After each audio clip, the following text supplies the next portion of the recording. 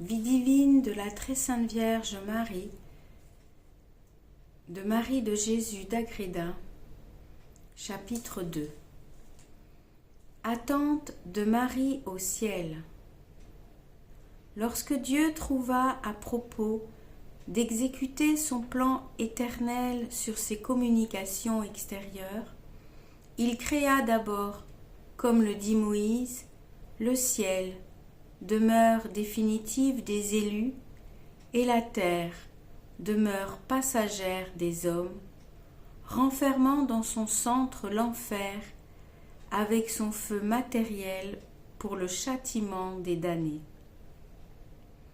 La terre était vide, mais non le ciel, car les anges y furent immédiatement créés. Ils furent, dès le premier instant de leur existence, ornés de la grâce, mais sans la vision béatifique dont ils ne devaient jouir qu'après l'avoir méritée par leur fidélité par l'épreuve. Ils furent soumis tout de suite à cette épreuve qui eut 3 degrés. D'abord, en même temps qu'ils eurent connaissance de l'être de Dieu, de ses perfections infinies, de ses droits souverains sur ses créatures, des délices du ciel et des tourments de l'enfer, ils reçurent l'ordre de l'adorer. Ils obéirent avec autant d'amour que d'empressement, excepté Lucifer qui, par trop fier de son excellence, ne remplit ce devoir qu'à regret, par sa raison plutôt que par son cœur. Cette imperfection le disposa à la révolte. Elle éclata quand ensuite Dieu annonça aux anges l'union hypostatique du Verbe avec la nature humaine et l'obligation pour eux d'adorer l'homme Dieu.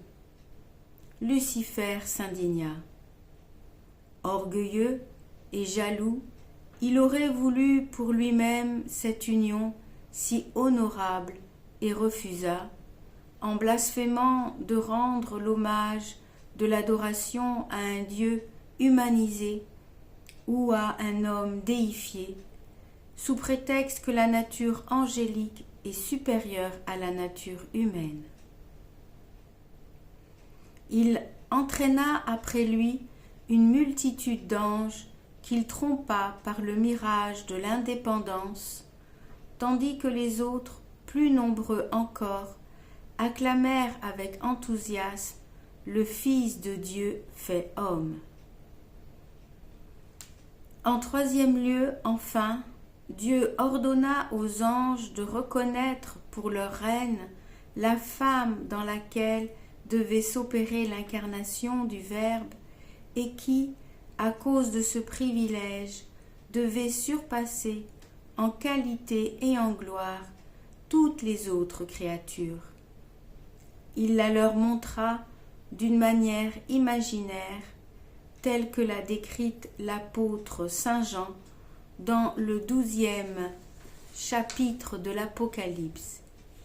Elle était revêtue du soleil, c'est-à-dire de Dieu, le vrai soleil de justice.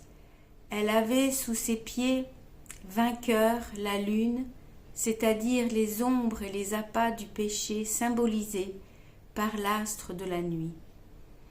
Elle était couronnée de 12 étoiles, représentant ses vertus et les prédestinés, dont elle devait être le modèle et le soutien. Elle donnait enfin au monde un enfant divin, dont la future immolation lui faisait déjà pousser des cris plaintifs. Cette mystérieuse apparition occasionna un grand combat parmi les anges. Lucifer et ses participants se soulevèrent contre cette femme si favorisée et contre sa suprématie. Le commandement de nous incliner devant elle est injuste, disait le chef de ces révoltés. Il est injurieux à ma grandeur.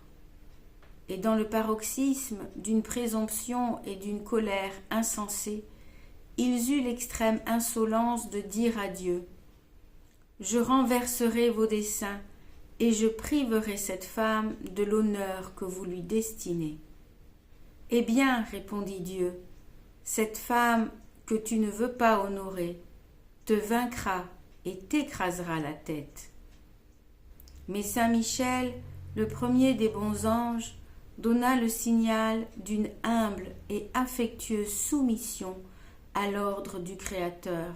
« Qui est semblable à Dieu ?» s'écria-t-il. « Qui peut se comparer à lui, dont la science, le pouvoir, la justice et la bonté sont infinis? N'est-il pas le maître de ses dons, et qui a le droit de se révolter contre le partage qu'il en fait? Adorons donc, puisqu'il le veut, l'homme uni au Verbe, et vénérons l'heureuse femme en laquelle doit s'accomplir ce mystère. Reconnaissons-la de grand cœur pour notre souveraine. » Et les 2/3 des anges se rallièrent à lui et combattirent contre l'autre tiers par les armes de l'intelligence, du respect et de l'amour de Dieu. Loin de se rendre à leur raison si juste et de se réhabiliter par un salutaire repentir, les mauvais anges, toujours excités par leur perfide chef, s'endurcirent dans les blasphèmes et les révoltes de leur orgueil effréné. Vainement, saint Michel insista sur la nécessité de leur obéissance. « Non, s'écria chacun d'eux, non, je ne servirai pas. » Ce fut le dernier mot de leur volonté irrémédiablement pervertie. Le châtiment les frappa aussitôt. Ce fut au commencement du second jour de la création. Lucifer, pour s'être enorgueilli si coupablement de sa beauté, subit la forme d'un hideux dragon avec 7 têtes, image de ses adhérents, 7 diadèmes faits des péchés capitaux et 10 cornes, figure des forces de l'iniquité. Instrument de la justice et de la puissance divine, saint Michel le précipita en enfer avec les nouveaux noms de dragon, de serpent, de diable et de Satan que le saint archange lui avait donnés dans le cours de cette mémorable bataille. Il y fut suivi par la tourbe des autres démons dont la place au ciel fut réservée aux hommes fidèles. En même temps que ces premiers damnés descendaient dans le feu vengeur, Dieu se manifesta sans voile aux anges qui avaient vaincu et les introduisit dans le bonheur et la gloire de la vision béatifique et de leur triomphe immortel. Et une grande voix retentit dans la cour céleste. Maintenant le règne de Dieu et de son Christ est assuré. Les échos de cette acclamation allèrent terrifier les exilés de l'enfer. Dieu communiqua ensuite aux anges, ravis d'admiration, de grandes lumières sur les mystères de l'incarnation et de la rédemption, sur l'incomparable destinée de la très sainte Vierge et sur leur mission auprès des hommes et surtout auprès du Verbe incarné et de son auguste mère, qui lui donnerait infiniment plus de satisfaction que la révolte de Satan ne lui causerait de déplaisir. C'est aussi contre ces 2 personnes que les démons dans l'enfer étaient transportés de rage, parce qu'elles avaient été l'occasion de leur affreuse déchéance. Sous la pression de cette fureur, Satan eut la hardiesse de demander à Dieu la permission de les tenter de toutes ses forces, comme les hommes. « Le Verbe incarné est ton Créateur, répondit Dieu. Que peux-tu contre lui ? et sa mère doit être préservée de tout péché.